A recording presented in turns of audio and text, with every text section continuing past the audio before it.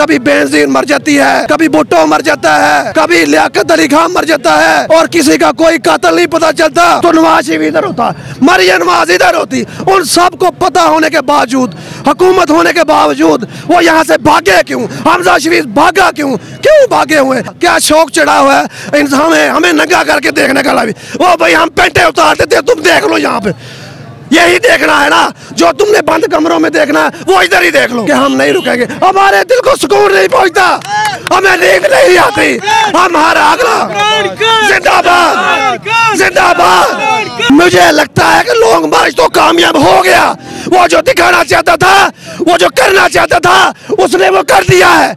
उसको जो फायर लगा, ये आखिरी उनका स्टेप था कि इसके बाद हमने क्या करना है। लेकिन ये जो कहती है, जो भी कहती है, पीछे से जो आती है आवाज तो आगे से भेजी जाती है। जी तो नाजरीन, इस वक्त हम डस्का सिटी में मौजूद हैं, जहां पर पाकिस्तान तहरीक इंसाफ के कारकुनान एहतजाजी धरना दे रहे हैं।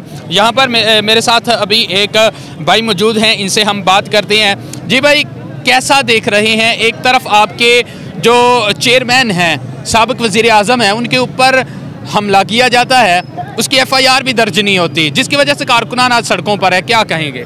जी, इस पर मैं एज एक कारकुन, मैं इंसाफ लायर फोरम से हूँ, ज़िला सियालकोट कोऑर्डिनेशन सेक्रेटरी हूँ, लेकिन मैं इस वक्त एक अदना सा कारकुन हूँ और अपने इमरान खान सच्चे लीडर से प्यार करता हूँ और घर से अकेला आया हूँ। ठीक है, मेरा किसी और से यहाँ किसी के साथ कोई तल्लक नहीं, मेरा सिर्फ इमरान खान से तल्लक है और उसके लिए है कि हमारे लिए वो गोलियाँ खा रहा है और वो हमारे लिए सारा कुछ कर रहा है। ये अवाम सोई हुई है, उसको जगाया उसने, बुज़दिल, हर बुज़दिल बंदे को उसने बहादुर बनाया है। ठीक है, 4 फायर उसकी टांग को लगे हैं और उसको पता भी था कि मुझे थ्रेट है, कि मेरी जान खतरे में है, लेकिन फिर भी वो हमारे लिए इतना लंबा सफ़र तय कर कर उधर पहुंच रहा था इस्लामाबाद, क्योंकि उसने पता था कि मेरे ऊपर हमला होगा। उसने सिर्फ अवाम को दिखाने के लिए, अवाम को मैसेज देने के लिए, अवाम को असल दुश्मनों का बताने के लिए कि असल दुश्मन आपके कौन है। ये जो बूट पाछिए, ये जो चेरी ब्लॉसम, ये कुछ भी नहीं, ये डिक्की पर बैठ के जाने वाले एक आम से बंदे हैं। ये क्या करेंगे? इनके पीछे जो 70 साल पुरानी तरीक है हमारी, जो हमें पागल बनाया हुआ है, हम उनसे सवाल पूछ रहे हैं कि भाई ये अब बंद करो, ये 70 साल पुराना ड्रामा बंद करो। कभी बेनजीर मर जाती है, कभी भुट्टो मर जाता है, कभी लियाकत अली खान मर जाता है और किसी का कोई कातिल नहीं पता चलता। और पीपल पार्टी देखो, उनकी हुकूमत भी रही, लेकिन अपनी वो जो पार्टी की हेड थी, उसके वो कातिल नहीं तलाश कर सकी, क्योंकि ये सारा कुछ सियासत में जो पीछे बैग में बैठे हैं, ये वो ही है जो वो कौन थे, जिस पे अरशद शरीफ कहता था वो कौन थे, असल मुजरिम वो थे। बिल्कुल वो देख रहे हैं, लेकिन हम देख रहे हैं कि हमले से 1-2 दिन पहले मरियम नवाज भी ट्वीट करती है कि सर कुचला जाएगा।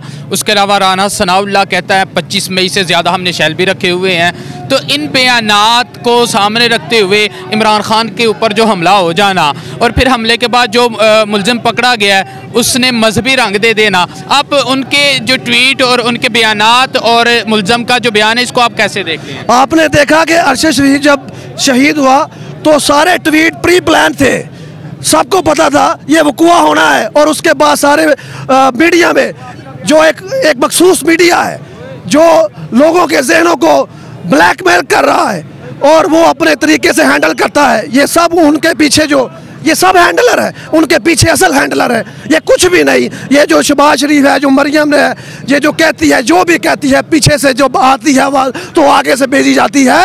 इनका असल में इनकी कोई हैसियत नहीं। अगर इनकी हैसियत होती तो नवाज शरीफ इधर होता, मरियम नवाज इधर होती। उन सब को पता होने के बावजूद, हुकूमत होने के बावजूद वो यहाँ से भागे क्यों? हमजा शरीफ भागा क्यों भागे हुए? इसलिए कि उन्हें पता है कि कुछ भी हो सकता है। इसके पीछे जो हैंडलर है, अगर उनका पता चल गया आवाम को तो कुछ भी हो सकता है। और अब आवाम को पता लग गया है। अब जो नहीं भी कह रहे थे वो भी कह रहे हैं कि वो कौन थे, वो ये थे। ठीक है, और आजम स्वाति की जो आज प्रेस मैं अभी रास्ते में सुन रहा था, मुझे बड़ा अफसोस हो, वो रो के आवाम को बता रहा है मेरे साथ क्या जुल्म हो रहा है। मैं 75 साल का एक बुजुर्ग हूँ, मैं बुजुर्ग नहीं, पूरी आवाम का एक नुमाइंदा, हर बुजुर्ग उसकी हैसियत बराबर है। उसने बताया मेरी बीवी को इस्लामाबाद फोन किया गया है, उसको भी थ्रेट दिया गया है, उसकी बीवी भी उसी साल की होगी, ठीक है। लेकिन मैं ये कहना चाहता हूँ, ये वीडियोस शेयर की गई हैं उसकी पर्सनल आजम सवाती की, तो इनको पता नहीं क्या क्या शौक चढ़ा हुआ है हमें नंगा करके देखने का भी। ओ भाई हम पेंटे उतारते थे, तुम देख लो यहाँ पे, यही देखना है ना, जो तुमने बंद कमरों में देखना है वो इधर ही देख लो। और हम ये बताना चाहते हैं, हम रुकेंगे नहीं, हमारा ये खुला ऐलान मैसेज है कि हम नहीं रुकेंगे। हमारे दिल को सुकून नहीं पहुंचता, हमें नींद नहीं आती, हमारा अगला जिंदाबाद जिंदाबाद जिंदाबाद जिंदाबाद जिंदाबाद। मैं ये बताना चाहता हूँ, इमरान खान साहब ने ये कहा है हॉस्पिटल से जब भी डिस्चार्ज होंगे उसके बाद सीधा दोबारा इस्लामाबाद की तरफ जाएंगे। तो अब इस वाक़े के बाद आपको ये लॉन्ग मार्च कामयाब होती दिखाई दे रही है? मुझे लगता है कि लॉन्ग मार्च तो कामयाब हो गया। वो जो दिखाना चाहता था, वो जो करना चाहता था, उसने वो कर दिया है। उसको जो फायर लगा, ये आखिरी उनका स्टेप था कि इसके बाद हमने क्या करना है। लेकिन अल्लाह ताला ने उसकी अभी जिंदगी और लिखी है, और इस पाकिस्तान के मुकद्दर में वो हकीकी आज़ादी लिखी है, वो हमें मिलकर रहेगी इंशाअल्लाह।